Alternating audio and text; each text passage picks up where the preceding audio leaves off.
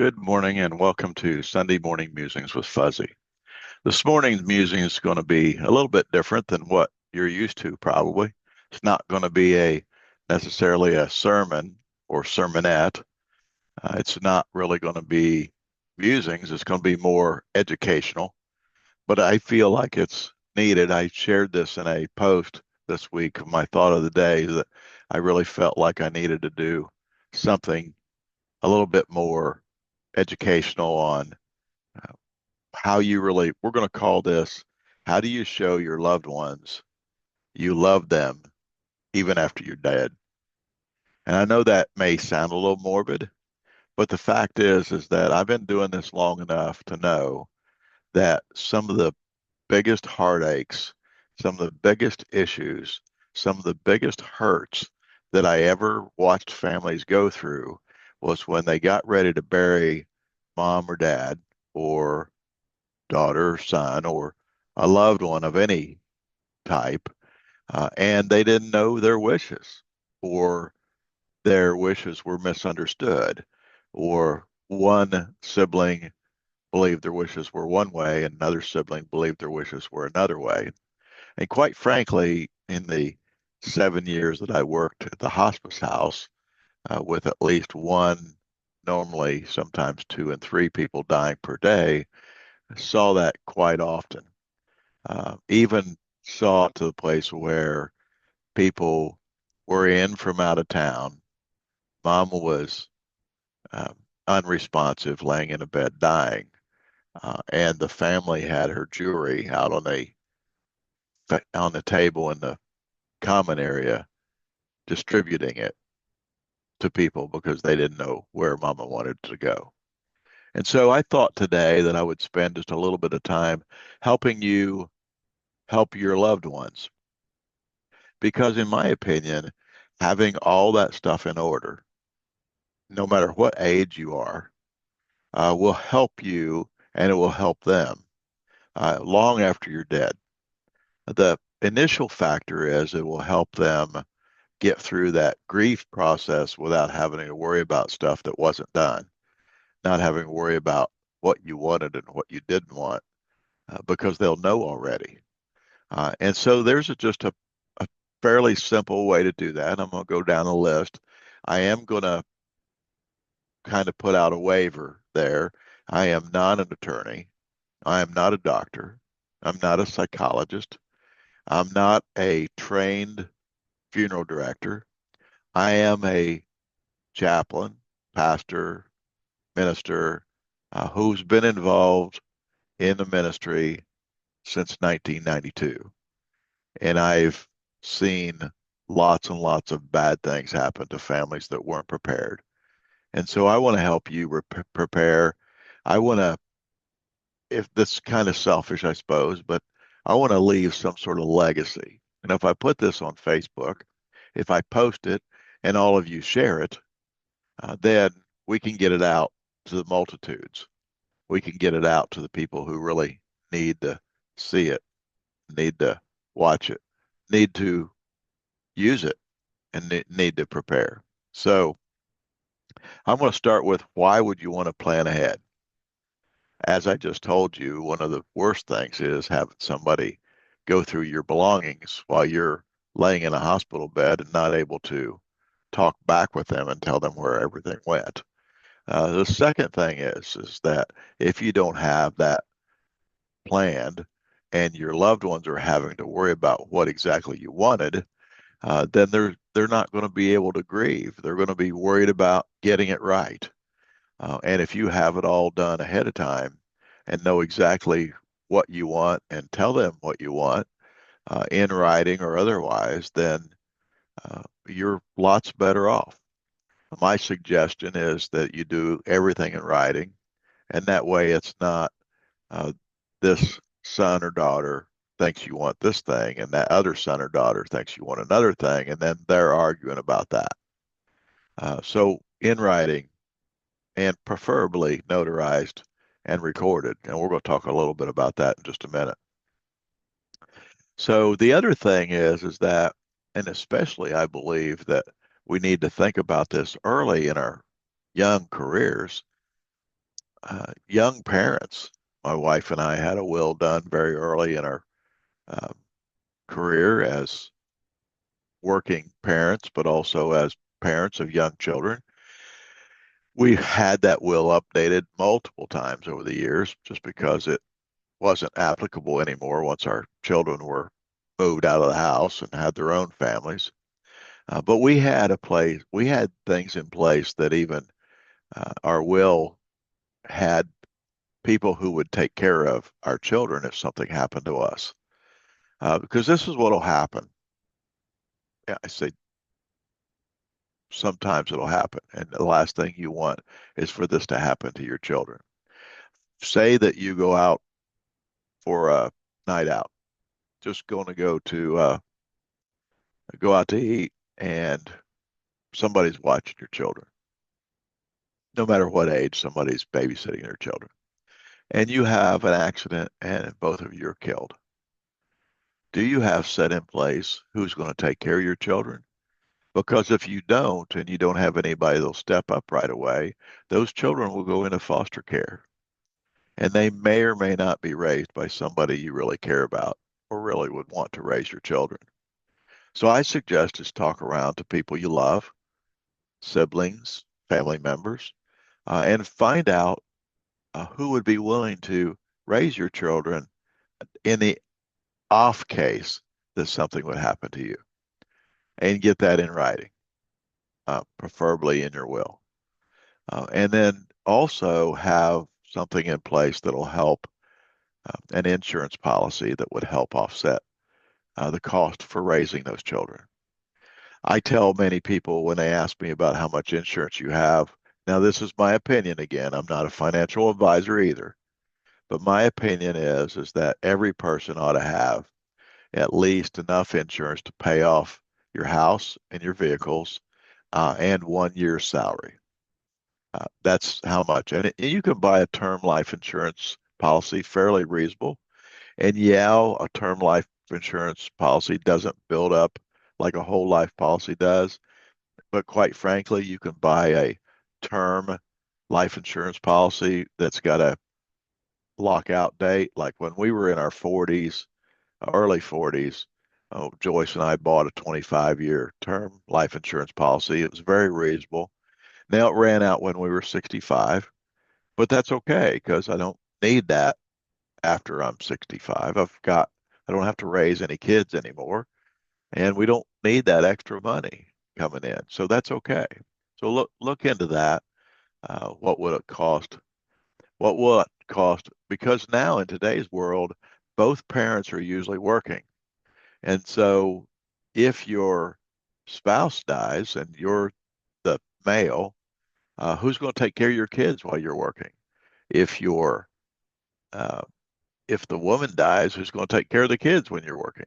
If the man dies, who's going to take care of the kids when you're working? I mean, it's all the same, and it's going to cost money. And it's lots better if you have that planned ahead. You make sure you have enough to take care of paying your house off and paying your vehicles off and making sure that they have at least a year's salary from you, to help offset that cost for a year. And that'll give them time to plan.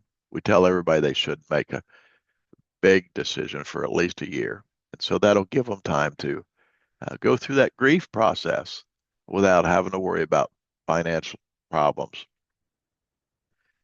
So that's why you'd want to. And then we look at what is the difference between cremation and direct burial. There are lots of different thinking processes through that.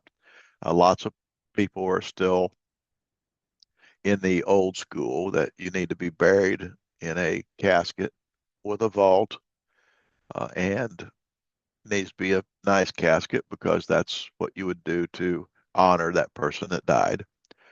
Um, and that's okay if that's your thought process. I just looked up the average cost of a burial in the United States today, not including the casket, is $8,300. Caskets range from a very inexpensive one, a couple $1,000s, to a pretty expensive one in the $15,000 range. So my thought process is that this. The average cremation for someone in the United States today is a couple $1,000s. Here in South Carolina, we can get that done for $700, and you get back the ashes to spread at your convenience or whenever you want to, or not at all. You can buy urns to put the ashes in, or you can not.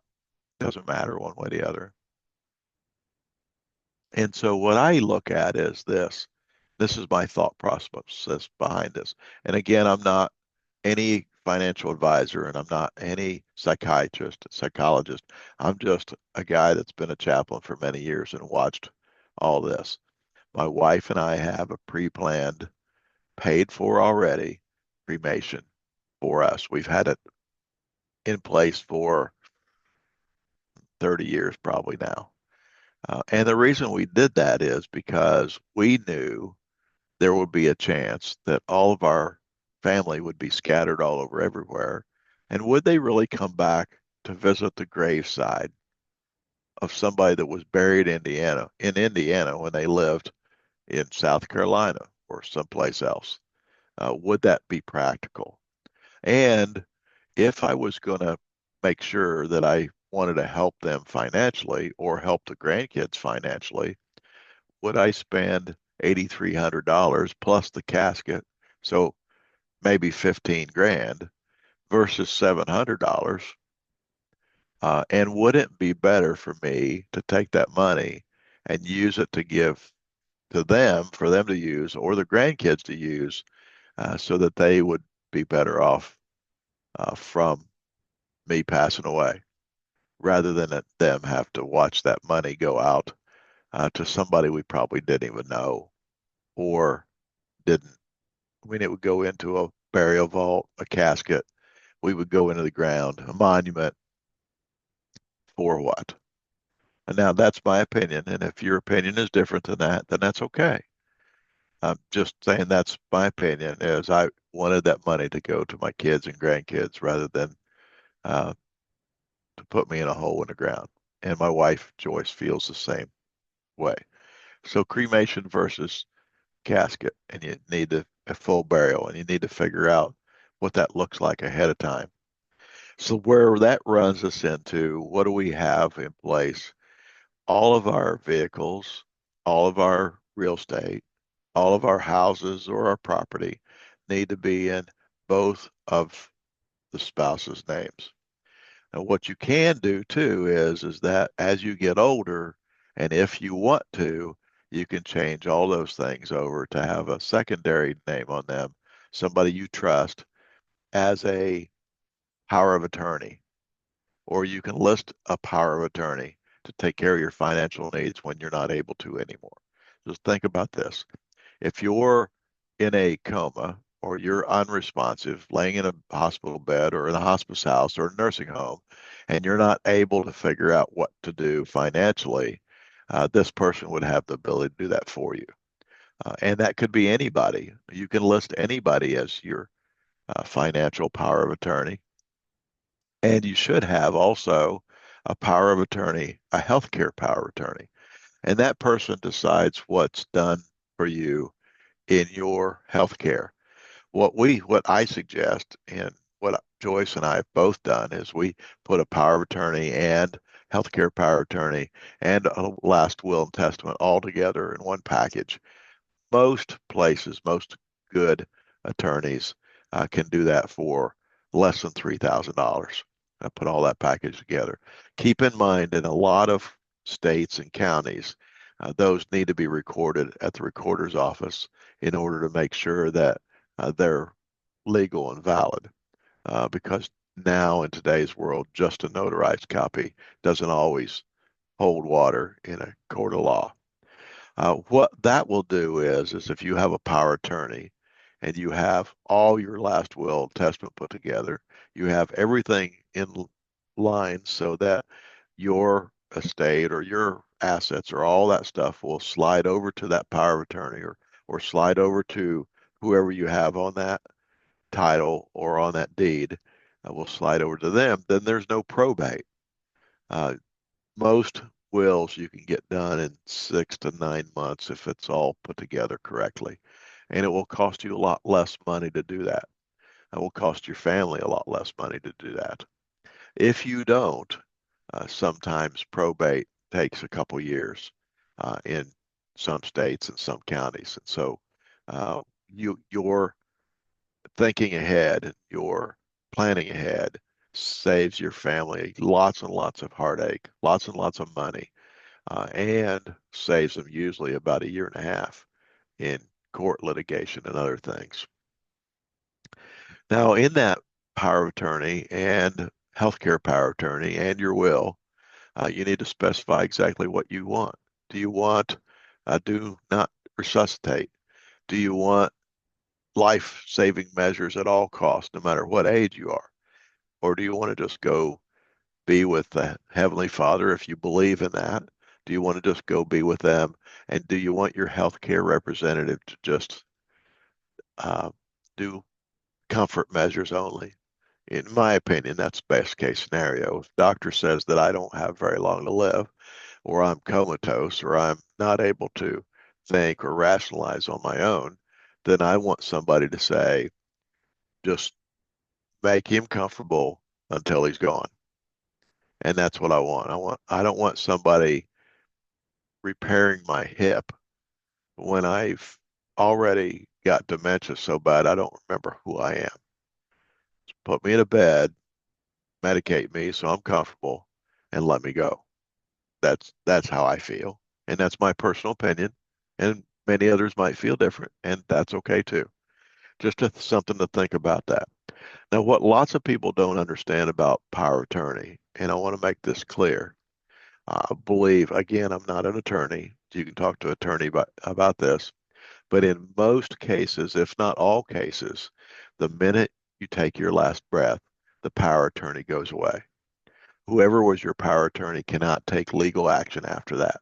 They cannot sign for paperwork at the bank. They cannot do any of that stuff. You need to have what we call a, oh, my mind just went blank, an executor. You need to have an executor in place that can take care of all that stuff. They can take care of getting your cars and your vehicles sold. They can take care of getting your property divided up. They can take care of getting your personal items taken care of. They can take care of paying bills that weren't paid.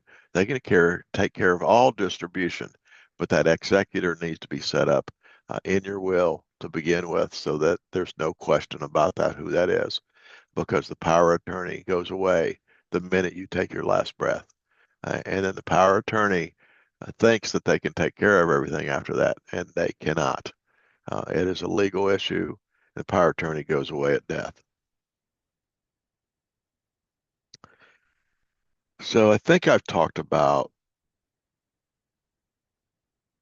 most of the stuff that we need to know, but the next thing I'm going to talk about is my mama would always say, Fuzzy, I want you to have that saw that Carol Andrews painted that's hanging above the chimney, above the mantle on the chimney, above the wood burning stove.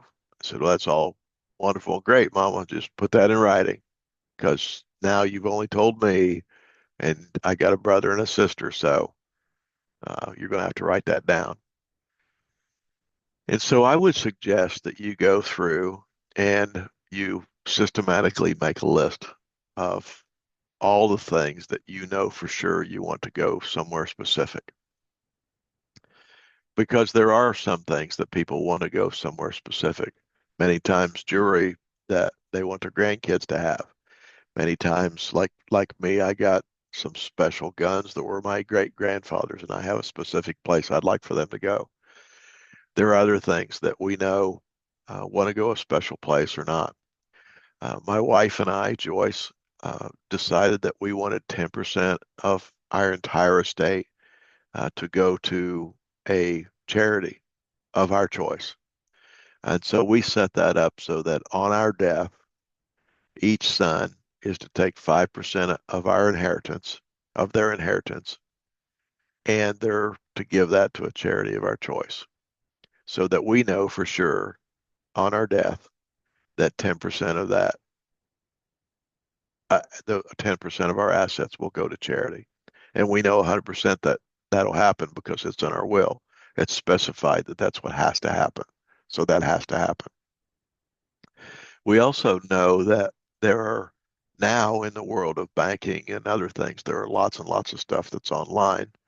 And so uh, you need to go through and make a list of all your financial institutions, all your insurance policies, all your um, passwords and login codes for all your TV shows and all that stuff, because all that stuff will have to be canceled. Internet service, all the stuff that you're currently paying for, typically online or you're using credit card for or something like that, needs to be need to have the login information and the password information for those. Need to have the policies and passwords if possible, and all the things that have to do with annuities, insurance policies, so that your loved ones know where all those are at. I have all that stuff saved on my computer. It's on a file that says open at death. I also have it backed up with hard copy. It's in my desk drawer that says open at death. Has all that stuff on it. So that all they have to do is open that up and they know exactly uh, what's going on there. I actually have, I wanted for myself, because I'm going to be cremated, I wanted a celebration of life done here in South Carolina where I have lots and lots of friends.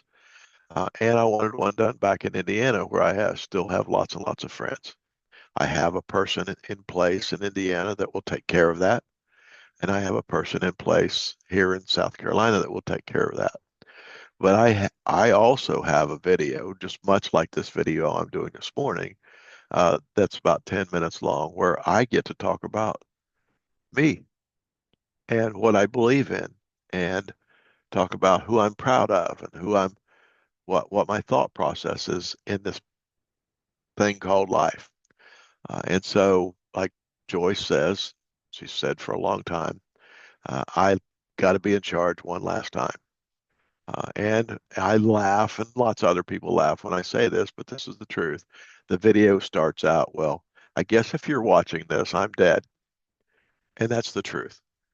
Because if they're watching it, I have taken my last breath and I'm in heaven with my Savior and my mama, my brother, all the other people who went before me. And so I don't know that there's a lot more that I can tell you. I know that's a lot of information. And the glory of it is you can play this back as many times as you want. If you want to call me or reach out and text me, email me, private Facebook message me, I'd be glad to talk through all this stuff with you. There are lots and lots of places where you can look at pricing on cremation all over the United States. There are lots and lots of places. I would do your homework. And I love all the funeral directors that I've dealt with over the years, and I know they have a business to run. But just like I had a business to run for 32 years, people shopped. And if you do the shopping before you're dead, your children won't have to do the shopping while they're grieving. And I can tell you that I've stood in the funeral home with many children who have had to do had to work through the thought process of whether they were doing cremation or whether they were doing full burial or whether they were doing a nice casket or an inexpensive casket. And I believe that they made decisions that were not in their own interest because they were based on emotion and not logic. So don't make your loved ones do that. Allow them to be able to make decisions based on logic because you told them what logic was and you had it done beforehand. That's how you'll tell them you love them. So again, reach out if you want to. Again, I'm not a licensed mental health professional. I'm not a lawyer. I'm not a um, legal advisor. I'm not a financial advisor. I'm not even a doctor. Uh, but I have been a chaplain for a very long time. And I've seen some very bad things happen because people didn't have this stuff planned. So show your loved ones that you love them and get this planned and do it now. Gracious Heavenly Father, I just thank you and praise your name for allowing us to be here today and allowing us to talk about this because death is inevitable for all of us. We are never going to get out of this world alive.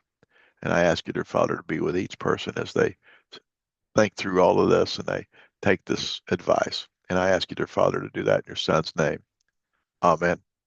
Hey, it was a blessing talking to all of you this morning, even though you didn't get to talk back. So we'll see you next Sunday. Bye bye.